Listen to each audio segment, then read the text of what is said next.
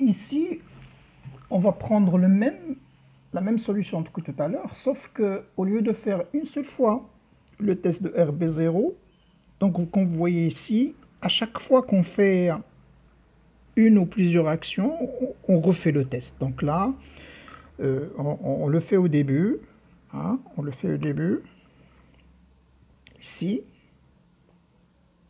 Et puis après, une fois qu'on allume les LED, on refait encore le test. La temporisation, on refait. En fait, tout ça, on le fait, c'est juste pour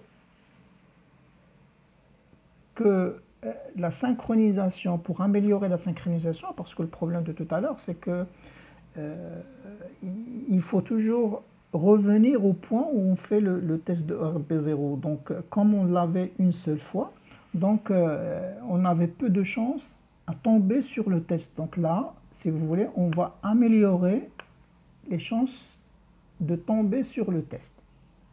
Et comme vous voyez, à chaque fois qu'on fait le test, hein, à chaque fois, il y a la première fois, la deuxième, etc.,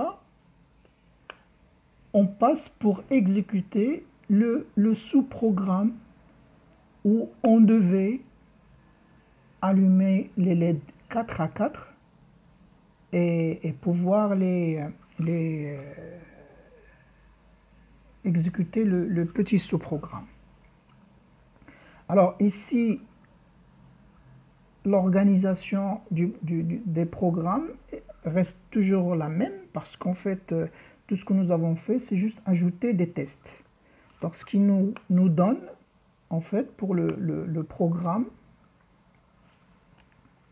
ce qui nous donne la situation suivante.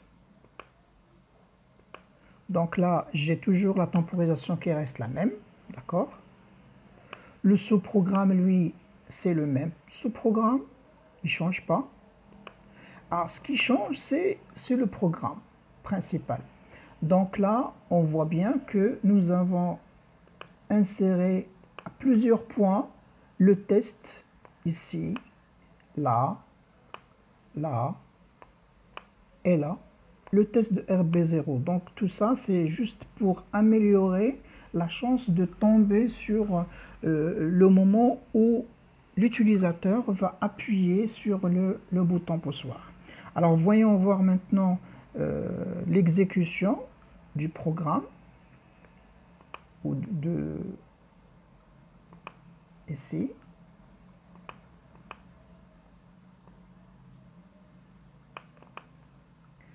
Alors en exécutant,